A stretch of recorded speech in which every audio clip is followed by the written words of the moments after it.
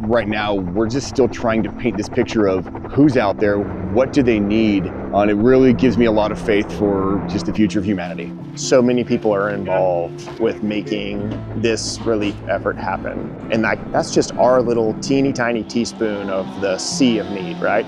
In the sea of help. If our story is this dense, like imagine all the other stories that are weaved together to get this thing done. And I don't want to keep harping on the government, but like, it's not them. It's not them at all. Guys, today's video is a little bit different than normal. We just got back from Western North Carolina where we jumped in as a group of volunteers in a very well-oiled machine that was a 100% civilian-led relief effort.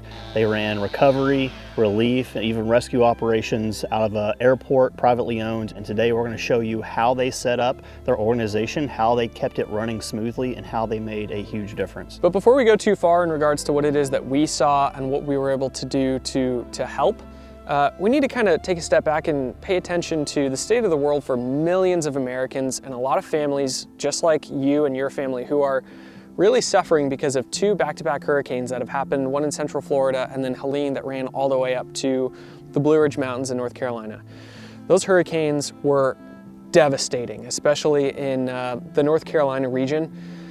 And we have seen a pretty significant failure on the side of the federal government. And a lot of people are starting to realize when something like this happens, the federal government really is not there to help. We have seen some people like Green Berets rolling around trying to help with search and rescue, but after that first week, after that impact, being in North Carolina for a couple of days, we all realized that 90% plus, 95 to 98% of the people on the ground providing supplies, manpower, logistics, sharing information, funding their own fixed wing or helicopter flights in order to bring in or transport equipment is all civilian run. Keep that in mind in regards to who is actually on the ground helping. And to be honest, there were not blue-haired liberals out there doing this kind of work. It was people like you, like our audience, or churches who are going out and organizing on their own time, taking PTO from their work, time from their families to help other people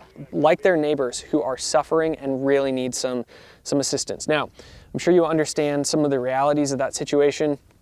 Let's go back and point out what it is that we saw, what we did, and if something like this ever happens to you, how you can mimic the successful operation like Sentinel Foundation. So about a week after the hurricane hit, we decided it was time to roll down there. We linked up with Mitch from Agonic, who you guys have seen on this channel, and he had been communicating with the Sentinel Foundation. They're an organization that handles crisis management like disasters and also human trafficking and exploitation. And we heard through the grapevine that they were a pretty good organization to work with, but we really just didn't know. Now, we would have loved to have gone sooner, but the reality is the last thing that you want to be in a disaster zone is like an oblivious outsider. You don't want to just show up while it's like unfolding and you don't have all the information, you don't know which roads are passable, you don't really know what you're getting into, because then you could just as easily become a liability. And the last thing that those people need is someone else to take care of. So making sure you're squared away, your schedule is good, you can get off work, you have the funding, you have the tools, you have the skills, making sure all that is squared away before you step off is super important. From there we set off. We loaded up all of our supplies, everything that we would need to survive on our own for a week at a time, basically. Food, water, shelter, gas for ourselves, everything for ourselves, so we're not having to pull resources from the supplies that are already being sent there. And then what was left over, we filled our vehicles up to the brim with supplies that the communities actually needed. Thank you, Patreon supporters. All of your Patreon donations from this past month went towards that cost, and we set off to meet up with Sentinel Foundation at the Banner Elk Airport in North Carolina. So another really good reason to not just jump into the fray when something like this happens is to figure out who's actually doing a really good job. And Sentinel Foundation was a very special group of dudes. So when we first rolled in, we didn't really know who they were. They didn't know us. They are headed up by a group of former Green Berets. And if you don't know anything about Green Berets, their specialty is going into locations of conflict and empowering the local communities, the people living in that area, teaching them and training them and giving them supplies to resolve their own issues in the healthiest way possible, and then backing out and letting them do the work, which is exactly what you want to do in a situation like this. You want to empower people who have lost their homes, all of their belongings, their resources. Even if you had everything out in your garage squared away to take care of your family in a natural disaster, if it gets hit by a tornado and everything's gone, you just need the resources and the equipment. And that's what Sentinel Foundation was doing. And we were honored to be there to help them and see how they ran their operations. And that kind of brings us to what we want to point back to you guys, is how these guys did better than the average in a moment of crisis when other human beings really need some help. And hopefully you guys can take some of these concepts to a potential emergency situation that we pray never happens to any of us, but historically, it's going to happen to some of us. There will always be people who try and take advantage of a situation. We decided to include ads in this episode, not because we want to take advantage of it or benefit from it financially, but because there are companies like the ones we're getting ready to talk about that make our jobs and our lives possible, that make it possible for us to go and buy supplies and fill up our gas tanks and go and do stuff like this to help out our neighbors. And so every penny that we get from ads for this particular video, including the Patreon for this past month, is going directly back to Sentinel Foundation. So these companies that you're about to hear about, we love their products. They're amazing. When you support them, you support us, and that is all going back to Sentinel Foundation. Now, I know a lot of us gun guys like to think that when a natural disaster or some emergency happens, I gotta grab my guns and I gotta get to work. And then the other half of us think, no, guns can't be involved in this at all. We need to go pick up chainsaws and help people. It's actually a combination of the both. There are private security details that need to actually take care of the families or the people that are going out doing this kind of work. And we actually thought we were going to have to sleep outside the whole time. That's true. Or pull security on a bunch of supplies at night. Which they did need help with. Yep. But if you are concerned about some of that sort of stuff, you do want really good quality equipment and quality technology as technology is building. So with that in mind, 100 Concepts is one of our favorite sponsors. We've been friends with those guys since before they were ever sponsors, and we've been purchasing their equipment for a long time. They offer a lot of different products than we can even mention, but one of my favorites are their light caps and their optic anti-reflective devices. Go check those out, links in the description for them. And then there's Venture Surplus. Now, one of the coolest things that we saw when we were sorting, helping out with the sorting, was some donations that came in that were backpacks. They were just Ozark Trail cheap backpacks, but we were like, why are these things so heavy? We busted them open, and someone had donated pre-built go bags for people, we're like, oh, that's brilliant. Why didn't we think of that? You know, you build out homeless person packages sometimes to just give to the homeless whenever you see them, but like, why not build something out like that? And Venture's a great place to go for that because they have incredible equipment. You don't even have to get the tactical stuff. They have backpacks, they have cold weather gear. So there's a lot of stuff that you can get from them to donate to places like this and just to better prepare yourself. That is pretty awesome. Finally, you guys, Steel Industries. Obviously, disasters don't end when the sun goes down. You may need to be, again, pulling security, or you may be tasked with going and helping people. Even if one of your own teams is out running chainsaws and you guys need to drive back in the middle of the night, having night vision or thermal or some of these abilities to actually operate still when the sun goes down is crucial. At least someone on your team, if not everyone, needs to have night vision or thermal capabilities.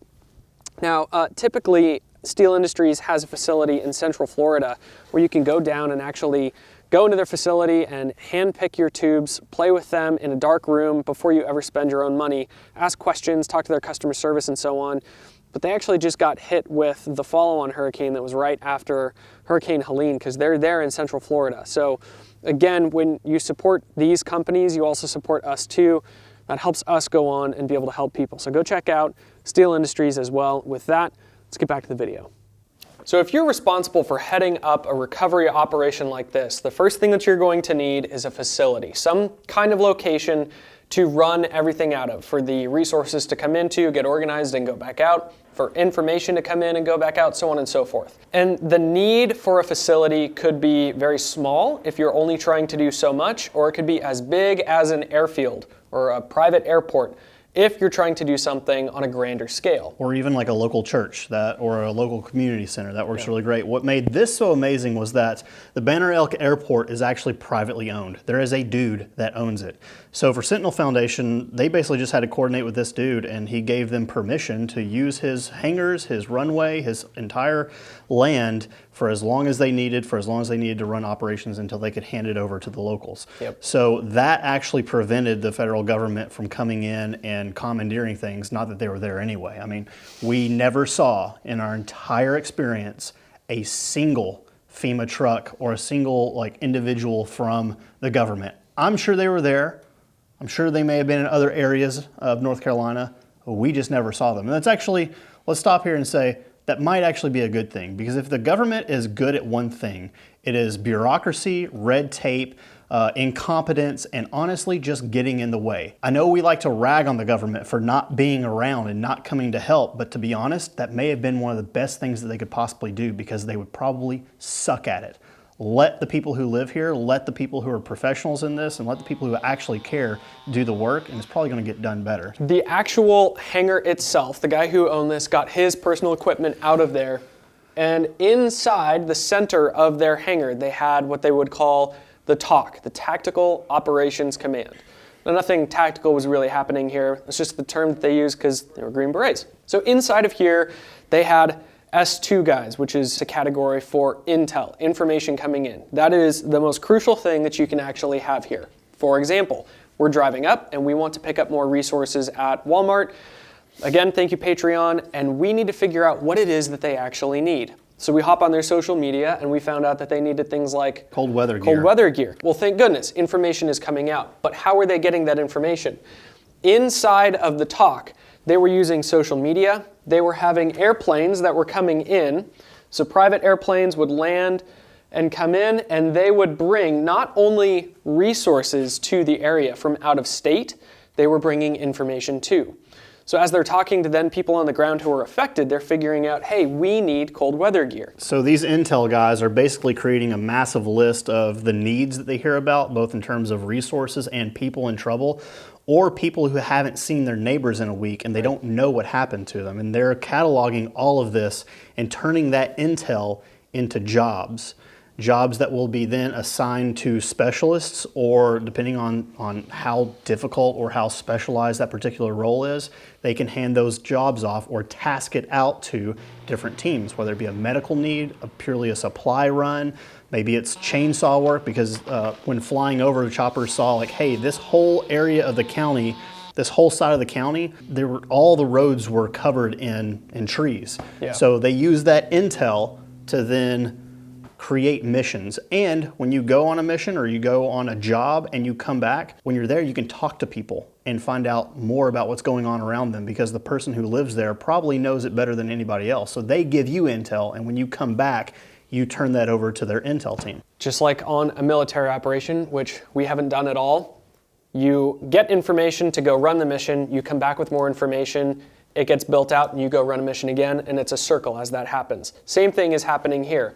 And here's why that's so crucial, because when a scenario like this happens, the first things to go down are cell towers. Any form of typical communication that we're using through technology is just obliterated. And so finding people that are trapped, figuring out what they need, which, for example, so an airplane comes in and they're flying overhead and they're able to see, hey, there's a church at this known location, and there's a lot of families around waving for help, or maybe it looks like there's a hospital that's still up and running. Have you guys had any conversation with them? Inside of the TOC, they're figuring out, talking to the local fire department, sheriff's office, and whatever else, hey, we figured out that this local hospital is actually for people on dialysis, some people that desperately need help today because they may not be there tomorrow. So then, here's what happens.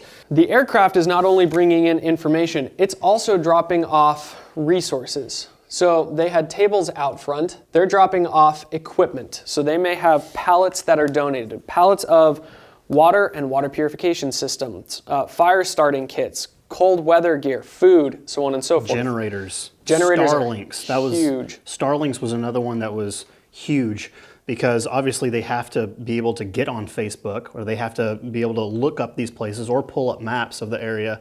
I think one gentleman said there were over 1,500 Starlinks given out over the course of that first week. Privately, by the way. This is not coming from the government. These are capitalistic, wealthy people using their finances for good, and that's what this is turning into. So The airplane brings in information to the TOC and they're dropping off supplies. Then it needs to go to that church, that facility. The people that their roads and their bridges to get to them are completely cut off. They have no internet, their gas, stoves don't work anymore, and they desperately need help. So then, inside of the TOC, they're starting to figure out these are all the things that people need. And there are people working here outside of the TOC, but inside of the hangar, and they're organizing this equipment. So they're stripping down the pallets, breaking them up, and then reorganizing them into basically massive go bags for multiple churches, multiple schools and homes of people that are coming together outside who desperately need help. And they'll be organizing this in terms of hey, clothing, okay? Now within clothing we have cold weather gear, and then we have men's, women's, children, and it's like that in terms of every supply you can imagine, cleaning solution, things to personal personal hygiene, diapers, even camping supplies, because they know people are going to need sleeping bags instead of just blankets because it's getting colder. Everything that you can imagine being donated is then being broken down by a team, by a team of organizers, specifically one lady who was an absolute baller. Yeah. They then have to look at the roads and see, how are we even going to get there? If the roads aren't possible, okay, it's going to have to go back onto a helicopter or a fixed wing if they can land there.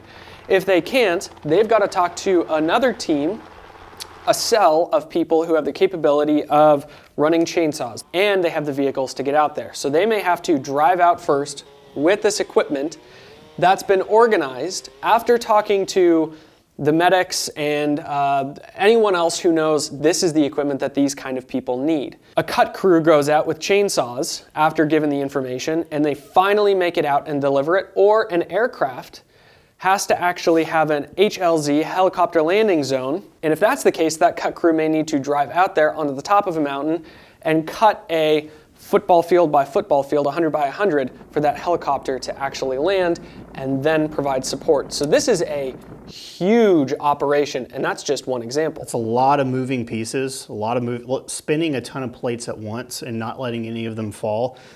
Speaking of HLZs, there were teams of guys who would go out just to find HLZs and mark them, and then report back to the TOC, hey, this is ready. This is now our closest spot to this group of people or to this church, so that we can drop off supplies. Also, that's kind of what we did is we were tasked with being a cut crew, taking chainsaws out and gathering as much information as we could while giving people access to get out of their homes or people to get back into where these people are living. And just so you know, we're not... You watch this channel and you think we're good at a lot of things. No. We're good at a lot of things, but we're not masters at everything. No. And to be honest, we roll up and we're probably the least qualified people there. So if you're sitting there at home and you're thinking, oh, I would love to go and help. I don't have the money to come up with a bunch of supplies and stuff, but I have manpower, I have a little bit of time, I have a weekend that I could go down and help. Don't let your perceived lack of skill sets get in the way of you helping. Because even if there was one evening where all we did was sort, we just sorted the supplies. There was another day where we went out on a saw crew, and although we know how to run chainsaws, we were not the most experienced in the group with chainsaws. But even then, it's a good saw team doesn't just need guys on chainsaws. They need a whole nother group of guys that are literally clearing out the debris as they're sawing. And that just takes arms and legs. And so regardless of your level of skill, you are capable at helping out in a really big way. You're capable of being an enabler, which is what places like this and disaster relief areas really need. You guys are probably starting to see kind of how this works. Information and resources come in, it gets built out, and then it goes back out. But they also had people driving in like us. So they had vehicles coming in, dropping off resources and bringing in some information if they were coming back from a cut crew or dropping off equipment at a church or something like that. So as they're coming in, they're then feeding the TOC as well. They are constantly working on their computers, on their radios, responding to emails, also having to get out information like, hey, we have an overabundance of chainsaws or generators. We actually have a lot of them, but we're using a lot of mixture for the fuel that's actually going inside of the chainsaw. So we now need to start telling all of the aircraft crews that are going back out, the people that are driving back down to Home Depot, hey, these are the things that we need. So the amount of work that is happening just inside of the brain caused everyone else with arms and legs that were willing to work to help. But it starts to get even deeper the more you think about everything that's going on. So this specific location had between 75 and 100 planes or helicopters landing and taking off a day.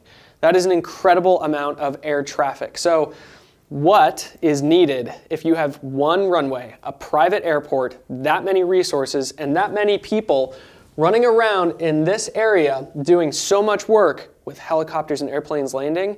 You need air traffic control. So they actually had some National Guard individuals that took PTO, they took leave to come out and help with this on their own. So they're leaving their government job and they're then going in to help on their own. And they were stationed to do what they specialized in, air traffic control, and they just stood there with their radios up, talking to people and making sure that everyone was safe and coming in. So all of that was happening because people had the brain power to process what was going on with Excel spreadsheets, with timelines, with clocks, and then having AARs at the end of the night to figure out what went right, what are our sustains, and what went poorly, what needs to be changed.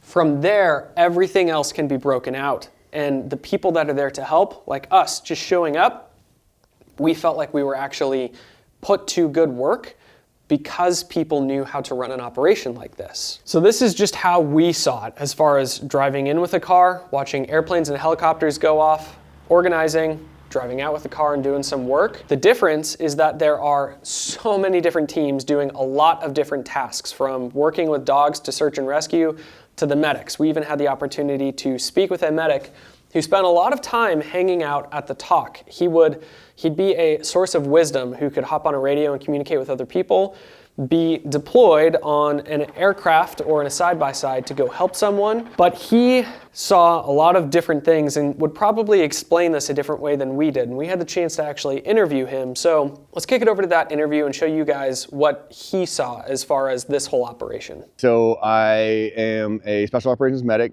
I have my flight paramedic certification. I've been trained in tech rescue, high angle rescue, vehicle extrication. Been doing medicine in some form for 20 years. Yeah. And I just really felt led to come here because I feel like I was gifted a skill set that is applicable out here. So when we first got here, we weren't sure like what the need was outside. We were playing catch up. We heard a lot of stranded people, a lot of isolated people, unknown. The first 2 days I took helicopters in, whereas a couple of doctors as well just took helicopters into different places, sort of assuming the worst, assuming that there was going to be like zombie apocalypse style stuff. Get in there, find out it's a little bit better than we thought. Some resources had kind of gotten their way into it, so but still helping develop that operating picture. Since then, it's been a lot of, as you can see back there, all of the medical supplies that have come in, just trying to organize those, get those packaged up, ready to send out to varying places. Currently, we are kind of a two-tier operation. We're running some local wellness checks and even some more long-distance wellness checks with the helicopters.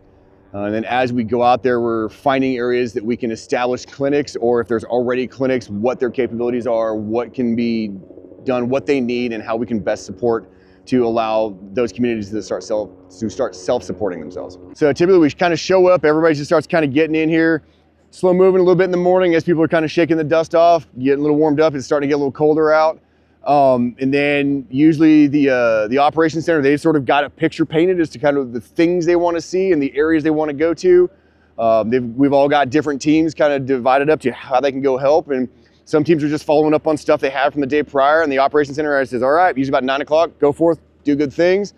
And then as we go out and complete those missions, come on back, give that communication, close loop communication back up to the operations center. And then they just develop and continue to develop.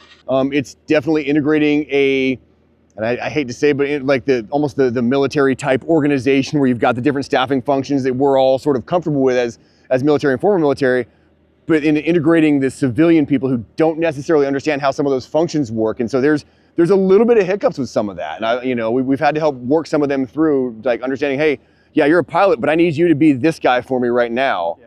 And he's like, I don't know what that is. And so like just kind of helping teach them through and help them run in this environment, a job that people in the military train to do that job. And these guys are just like, hey, I'm here for a couple of days, and they run it. So I've never been in like natural disasters through all of this. Now I do have like 10 years as a firefighter.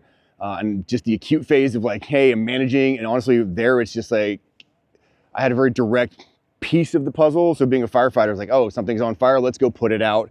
And then we'll, like, the local community comes in and like rebuilds after that. So I've never got to experience it from the tail end of the acute phase and the rescue phase through the how do we get out to these people who are just completely cut off. And it's a really unique new learning experience, steep learning curve, real steep learning curve. Right now, we're just still trying to paint this picture of who's out there, what do they need. We've heard, through some of our other contacts that are working in other places that yes, hey, maybe we're doing okay. The local 911 system's up and working, EMS and fire are out working. They're able to get to these places and they're not seeing this call volume. And so, hey, maybe things are okay. But in our minds, we're like, we don't know. There's still people out there without power, without access. And maybe the reason that everything's okay is because nobody can actually get out there and talk to people. Also, in addition, like this gentleman I saw the other day, these people, their health is so low tier to the rest of everything. They will die before they fail rebuilding and taking care of their family. This old gentleman I took care of, he has checked himself out of the hospital twice because he had to get home to just start rebuilding. In the beginning, we had a bunch of leads that were just like people on Facebook that knew a guy that knew a guy that knew a guy. And that's why a lot of the leads that we ended up getting to were several days old and things had already kind of gotten a little bit better for them. As the infrastructure got built up and we have a little bit of cell service, we actually started dispersing out the Starlinks. We started dispersing those out and power came back up, generators got out, Starlinks, people had a little more communications, and then we have, we started dispersing cards, and that's getting out into the community like with an access point to reach back to us and to our operations center here that says, hey, this is kind of what I need help. And it's definitely made the information flow a lot better. It's painted a little better picture. We've got a little more real-time stuff of like, hey, these are things we can actually go help. The biggest things out that far I see are not gonna be physical. There's gonna be a lot of psychological trauma. Behavioral health is gonna be absolutely necessary. There are children who saw unspeakable things. I think I was telling you guys off camera a little bit about this house that I walked into, completely cut off. I walked in, nobody's there. Looked like they were able to cut themselves out, but it's just absolutely, cars are crushed, everything. And I walked in and it's a house, it's a family of 4 with 2 small kids, like probably 5 or 6 years old. And they saw trees falling down and crushing everything. And those kids, as they progress and get older, they're gonna have some severe trauma. Not to mention, let's talk about the kids who have watched their families get washed away or their animals get washed away. So that 3 to 5 year long-term, that is gonna be some severe behavioral health. Like that's gonna be an absolute necessity to get into these valleys. The near term, that 9 months to a year, we're looking at things like complications from infections, diabetes, all your chronic illnesses, COPD, CHF. Honestly, you're gonna have a lot of people that have mold problems because of this, and that's gonna make anybody who's prone to respiratory problems just kind of maybe tip over the edge. So like that, there's gonna be an absolute need for a more robust long-term medical presence here. Not to mention there's going to be clinics and pharmacies and hospitals that need to get rebuilt. I know that it sounds again like the EMS system and the hospitals are doing okay. The one place that I went into pretty early on, I dropped into and they were like, yeah, a couple nights ago somebody broke in and stole all of our medical equipment. But there's like, we've got supplied and we've been rebuilt, so we're good to go. So it sounds like it's starting to get out there, but those long-term clinics, spoke with a lady down in Elk River Valley, and she has to see a nephrologist, a kidney doctor. Well, that building and office doesn't exist anymore. So like now, how does she get in touch with another nephrologist? Yeah. How does my gentleman up the mountain get in touch with a pulmonologist that may not exist in this region? Number one takeaway, there are an immense amount of good people in this world that are willing to move heaven and earth to help. And it really gives me a lot of faith for just the future of humanity. I have met people here from all backgrounds that are just like, I'm here to help. There are people here that bring skills that are completely not applicable. Sure. Like they have like, the guy that goes out and his whole job is to defuse bombs. Like he doesn't have any real relevance here, but he's like, I'm hands, let me help. And just people just show up day in, day out, day in, day out. I've been here for just over a week now. The amount of new faces I've seen, it's absolutely insane. I don't know 90% of the people here. They're here to help, and it's new people every day. It's fantastic. That's like my biggest takeaway. The other one, these folk out here, they are resilient. They they took this beating and they're just like, all right, now we got to rebuild. Let's do it. We were up Elk River Falls, and there's a little kid about 10 years old. He's out there just helping move debris out of a neighbor's house. Like him and his peepaw and his daddy, like they're just out there moving debris from this neighbor lady's house. And one of our guys would stop talking, so I just put down my bag and went to start helping him move debris. I'm like, what's going on? He's like, we're just here. This old lady, she makes these little things, and we're here just trying to help out. Remember that these are people out here, and that they're going to need help for a very long time.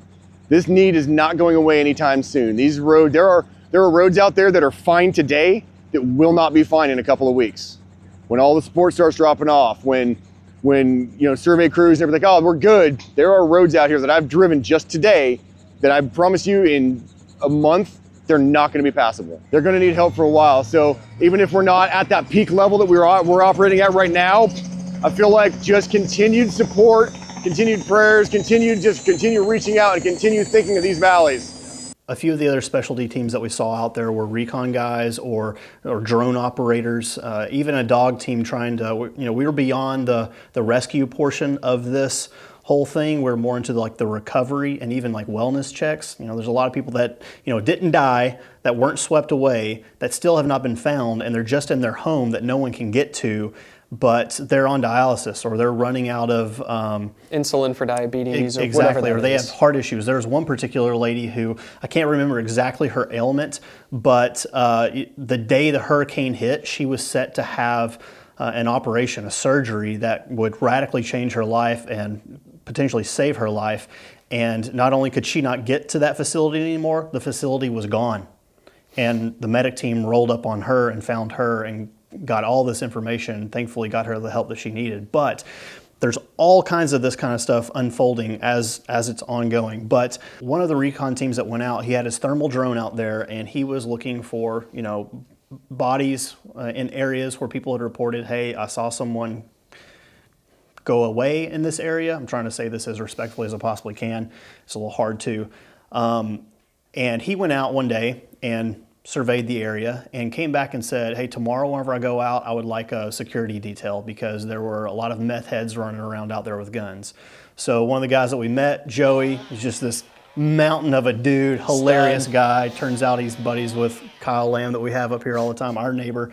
Hilarious dude, and that's another thing. You're gonna meet so many cool people and so many like great dudes whenever you go out on these trips because they're just like us. That's who's showing up. Yeah. I'm getting sidetracked, but so Joey went out there. I don't know his exact pedigree or his exact experience, but the dude was clearly like knew his way around security details. And he went out, and later on that night when they got back, I saw Joey and I was like, hey man, so how'd it go? And he was, clearing his weapons, and he was like, those were not meth heads. Those were some 5th group dudes who made their way down here to help with the recovery. And the reason why I bring up that story is because this is how misinformation happens, and it's not intentional. A lot of the misinformation you see out there on the news about this particular disaster, it's not necessarily intentional. It's just people who don't know what they're looking at are reporting on what they've seen, and it gets exaggerated or their imagination gets involved in it. And you have Green Berets out there, professional dudes out there trying to make a difference who came up from Fort Campbell, but it gets reported that there's meth heads out in the woods. Now, I'm not saying there weren't meth heads out in the woods. This is Appalachia. It does happen. That is some pretty critical information. So Joey brought that info back, handed it over to the intel team, and we now have a better idea of what's going on. So I'm sure you're starting to see a trend. Individuals with their own personal capabilities. You may be a gun guy, maybe you had some former military or law enforcement experience, to linemen who understand power and how to actually handle a downed 3-phase power that could kill you in a moment, all the way to people who actually have their pilot's license and they went out and bought a helicopter because they're interested and they're self-funded. They have the money to buy those kinds of toys, putting it to good work. We met someone named Marshall Chipley who we were able to talk to him about some of what he's been seeing, because when you get a 30,000 foot view of what it is that's going on as opposed to just being inside of the hangar and then driving out and back, just like Medic's point of view, he was able to see some different things. And again, we had the opportunity to interview him. Let's play that and show you guys some of what he saw. I'm Marshall Chipley. Been flying, today's Thursday, right? I think so. Thursday? Yes. Thursday, 2 weeks after the storm. We're in Elk River. We fly a Baron 58 And we've been flying supplies since last Tuesday. I think today, as of right now, our landing here, I've made 67 trips, put over 38 hours on the airplane, and just been hauling stuff and people. We got linked up with Sentinel Foundation, and they've been putting us to work. Yeah, so calls and messages will come through social media, and it hits the TOC, and they verify. They have a process that they'll go through and try to identify who's calling, who's putting the word in, and then they'll send aircraft out there and figure out if there's actually a need or if it's an old call, because social media things will take 2 or 3 days sometimes to come through, and it's already been handled. They'll get the supplies there. I mean, there's so much supplies coming in. There's no need of supplies. Like, there's a lot here. But they're moving generators and Starlink, medical equipment. I mean, this area has a lot of people that have diabetes and heart issues, and this team is set up to help that problem. They're also doing search and rescue. They have their hands in trying to find missing persons. They have cadaver dogs that they're running. They're going to run those for the next indefinite amount of time. So yeah, I mean, they have their hands in everything. As a 501c3, they're doing a really good job. So originally, the way we got connected, we were flying for Operation Airdrop out of Concord, North Carolina, which is just to the east of Charlotte. And we were just donating our time in the airplane and loading 750 pounds load of stuff out here. We were finding airports that were open, and we were just landing and dropping it and going, hey, I need a list of stuff you need. And they're like, this is what we need. And they'll hand us a little note, and off we go back to Concord. I'm on my phone sending it back to airdrop. I'm like, hey, make me a 750 pound pallet of this stuff. We load it up and haul it back out. So that's, I think I'd have to look back at the numbers, but it was some like 250 tons worth of equipment just in the first week was lifted out by Operation Airdrop by civilian pilots. So the fixed wing aircraft, which is what we fly, we bulk move the material to the satellite mountain runways, and then the helicopters, which are also privately owned, take them to where they need to go. I'm starting to see a little more National Guard and a little more military support from the helicopter wing, but for the first 6 days, I think I saw 2 Black Hawks the entire time. Everything else was hundreds of private airplanes. So how they're being fueled, people's donations, or the owner of the airplanes just footing the bill for it. It's been pretty awesome. So initially it's like, hey, we need to bulk move survival equipment, whether that's water, food, medical stuff. I've hauled a ton of medical stuff, whatever that initial 48 hours, 72 hours, survival. And then, the hill people up here, they don't need help after the initial. Once they get that initial supplies and we're surviving, they're handling all their own problems, like all the tree cutting, all of the bulldozer, track work, clearing stuff off. That's not the government. That's the people that live here. So that initial push was survival equipment. They didn't have water, they didn't have power, so we had to get that stuff to them. And now it's transitioned into a sustainment. Still got to truck all this stuff in there. They don't have running water. They're getting some power back in areas. So the supplies still need to come in, but it's easy to get in by road now. So the bulk material, the survival stuff, is getting in by trucks. What we're doing is specific medical needs, specific equipment that the teams need to be effective in their mission. So it's changed. We're hauling people now and specific equipment rather than bulk equipment. Yeah, a lot of tons of Starlink. I've hauled 500 Starlink units. Yeah, people are like, hey, I've got 50 of them. Come get them. So we'll head to, wherever, Pinehurst, Southern Pines, Greenville, North Carolina. People are just donating this stuff, and Starlink has been probably the biggest asset to this disaster. I mean, communication's huge, right? Yeah. We're pretty sure that Elon's going to extend the 30-day to probably unlimited for the whole area. Yeah, sure. He got involved through a YouTuber, and a lot of the supplies coming out of Greenville, North Carolina, are directly related to that connection. And this is my dad. We've been flying. This is Drew. This is Josh. Hey, Josh. Heard a lot about both of you. Yep. So we've been flying together every day. This is a really cool thing that we've been able to do as a father-son team. I fly. He handles the logistics of all of the other things. We're just trying to keep whatever happened during any given day straight, and I'm looking out for all of the other air traffic, because there's been some, they're 200 feet away.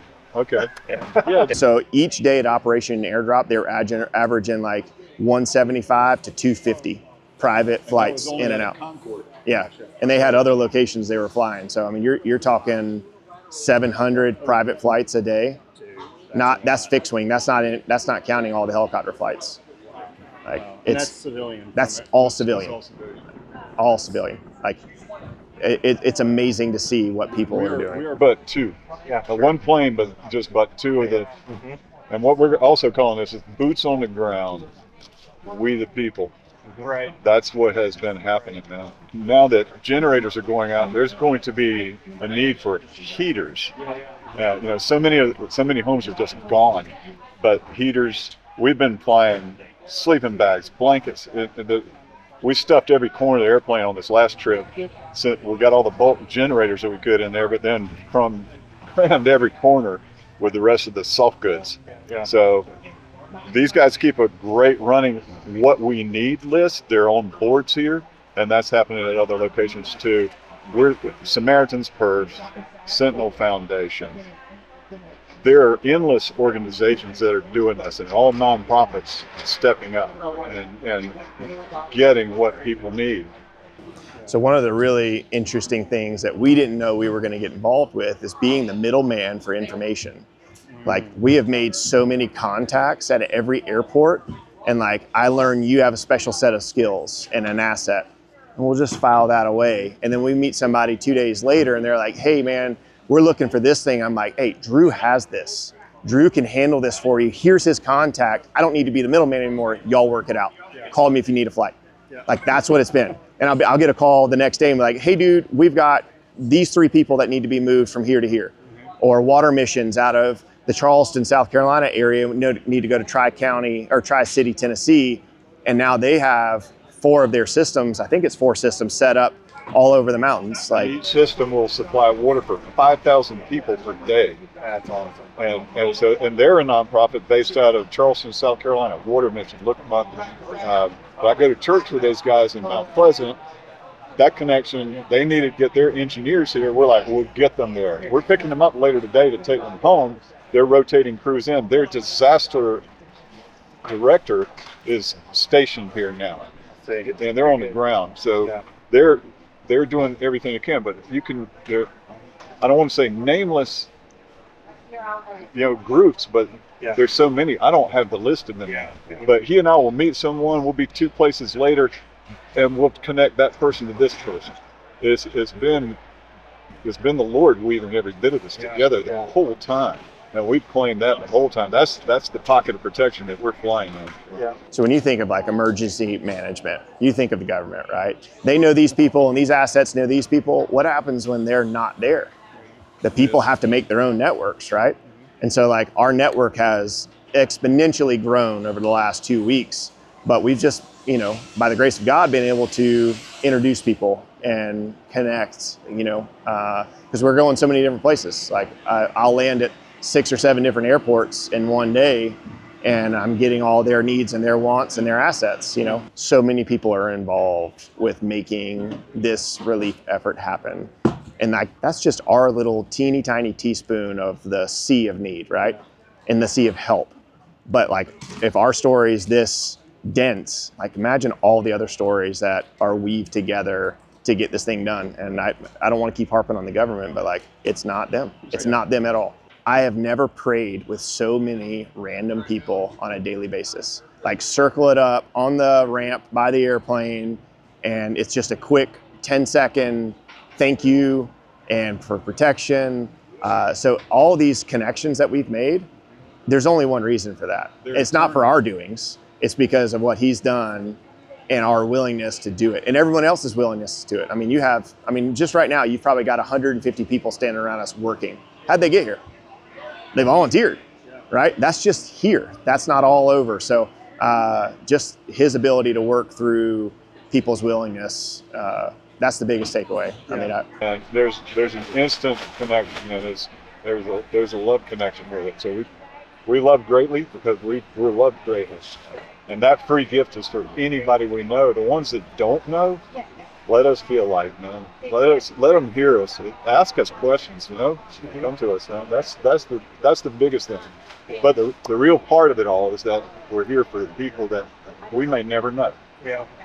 And they don't have to know us, but we're here for them. Well, they're using that Green Beret model and applying it not to war, but to reconstruction, and they are so efficient. Yes. Like, I've hauled to tens and 20, 30 different groups last 2 weeks. I have never seen an organization run this smoothly out of chaos.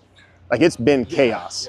Like, what you see here now is a well-oiled machine, but when we landed here Wednesday, it's pretty impressive what they've been capable of doing. So ultimately, here's the goal for Sentinel Foundation. As airplanes are coming in, as cars are showing up, as people are organizing everything, and as intel is happening, ultimately, they're going to want to be able to pass that off to the people that actually live there to then rebuild their own communities, their own homes, their own schools and churches, and so on and so forth. So what are the organizations that they're handing this stuff off to? Or they're not just going to hand it off to, all of this stuff to just a random person. They're going to be handing a lot of this stuff off over to the churches in the area who are doing a micro version of this out of their own buildings because they already know all the people. And I'll say this, I'm not trying to thump a Bible at you guys or anything like that, but 90% of the people that we saw out there, and I love made up statistics, were Christians. It was the Christian organizations. It was Samaritan's Purse, it was local churches, and tactical dudes or dudes who are into this kind of stuff or former military guys. That's who was there. It wasn't Moms Demand Action. It wasn't Planned Parenthood. It wasn't any of these other organizations. It was Christian churches who are taking care of people and who are so embedded in those communities, they know who to help out and how to coordinate this stuff. So ultimately, their job or their goal is to hand this stuff off, as well as some organizational tips and tricks, to those churches to continue the work, because this work is not even close to being over with. They're still technically in a little bit of the recovery phase. But I know their goal is, with winter coming, it's not a great time to rebuild yet, on top of the fact that the roads that are still there will probably not be there in another week or 2 or months, because it's just the damage to the road is passable for now, but it's going to continue to deteriorate. And so come springtime, they'll start rebuilding. So the opportunity to help in areas like this, it's not just immediately after the disaster. It's in the months, and in this case, probably years afterwards. All right, so where do you fit in all of this? Or just normal people, what can you do to make a difference in this particular case? Well, as of filming this video and as of even publication, I know Sentinel Operations is still running out of the Banner Elk, North Carolina airport. So they still need supplies. We're going to put some contact information down in the description. And as it develops and as they move out and hand over, we're going to get the contact information for the churches that they hand it over to and put it down in the description as well. So if you want to get involved, that's a great place to start. Also keep in mind, these are not the only dudes running incredible operations. I know Kagan, our buddy Kagan Dunlap, took a team out there. Out in Chimney Rock. Yep, there's so many places to get involved. And I will say that if you roll up on an organization that is not well oiled and seems lazy or incompetent or cannot put you to work, just move on. There's plenty of other great ones. I've been on amazing mission trips and really terrible ones. Even the bad ones, you still find a place to plug in, but there's no shortage of good operations happening, and they're pretty much all civilian led. Yeah. Now, additionally, as we're all aware, as time goes on, situations like this are going to develop again. And we pray that none of you guys are stuck as someone who is needing help, but the reality is that's probably going to happen one day. So if you have to set up your own operation like this at any level, whether it's just out of your home or it's out of an airfield, what can you actually do and what resources do you need? Well, the truth of the matter is, it starts today. It starts with building that community. The people who are those Green Berets that know how to run an operation like this with their skill sets have friends and connections that they've made over a lifetime to be able to call and rely on. You can be doing the same thing. So you may be someone who spends a lot of time working on an Excel spreadsheet, and you may not have as much capability as on running a chainsaw or working with a radio, but If you can make an Excel spreadsheet happen really, really well and share intel and good information with other teammates, that's an incredibly valuable skill set that Sentinel Foundation needed people doing. Whatever your skill set is, start finding other communities around your church, around some of the other schools. Drew even made a point when the cameras weren't running. What if your wife is the kind of person that is just plugged in with all the Facebook groups in your area? Yeah, this homeschool group is doing this, and that is an incredible form of building community and connection with the people around you before anything bad happens. Yeah, stay-at-home moms are like intel gods. If your wife is a part of like all these different Facebook groups for the community before something like this happens, boom, there's your intel person. It's as simple as that. You don't need some special training for that. Another thing that you could be doing today is being a part of a church. I know it sounds, you may think it's corny, you may not believe in that stuff, but my goodness, there are so many churches, including the one that I grew up in that my dad still goes to. They have disaster relief teams. They're a group of older men who have like built out a U-Haul trailer to hold like a dozen shovels, a dozen rakes, 2 generators, 6 chainsaws, and you open that thing up and it's its own like little like mission room. It's its own little like armory. Mobile talk. Yeah, exactly. And after something like this happens, they can drive that up to the area and then deploy everything that they need. There's so many churches that do that. I can't reiterate that enough. And if you're not involved in a church or if that's just not your thing, even just calling up the churches in your area and be like, hey, do you guys have a disaster relief team? Do you guys have a crew of guys that go out and do work in the community? Because, hey, over in the trailer park, in this area of the county, there's a lady whose wheelchair ramp doesn't work anymore. Let's take a weekend and go fix her ramp. It's the simple things like that that get you started to start building community. In turn, you build your own skill sets, and you end up with a team of guys or girls who are capable of coming into a horrible, horrible situation and lending a hand. Now, when that's done correctly, when you're taking care of yourself and your family and you have a community that you're able to band together with and make this happen in a positive way and take care of one another, here's what happens. At the very final day that we were there, we saw a Chinook land and actually pick up a huge generator to help transport it up a mountain for people a church that was taking care of others far away from this airfield. And then right as we were leaving, 82nd drove in and they were getting out of their ATVs. They got out and they were asking where they could help and where they could plug in and start to be available to help Sentinel Foundation that already had such a good organization that was up and running. So here's the moral of the story. We don't need the federal government. We are not accelerationists. We do not want to see any of this fall. But you cannot rely on the federal government. State government, that's a different story. Having some national security, that is a different story. But as far as disaster relief goes, it is going to be you and the people around you, neighboring states even, that are helping one another. And when it is done well enough, that's when the federal government can come in and say, how can we help you guys? That's exactly what happened. So that is how good of a job Sentinel Foundation is doing. Be so good that the military comes to you and asks how they can help. Yeah. Thank you guys for watching. We hope this spurs you to be more prepared, both in terms of supplies, your skills, and financially to be able to respond to stuff like this so that you don't put yourself in a bind in order to help other people. Once again, Patreon, thank you guys for all of your donations. Every single bit of that went to the supplies that we took up to North Carolina. And this will not be our last trip out there. We'll be doing more stuff out there and in East Tennessee, which we dipped into a little bit in one of our taskings. And we hope that you guys get involved, get prepared, and making a difference in building that community.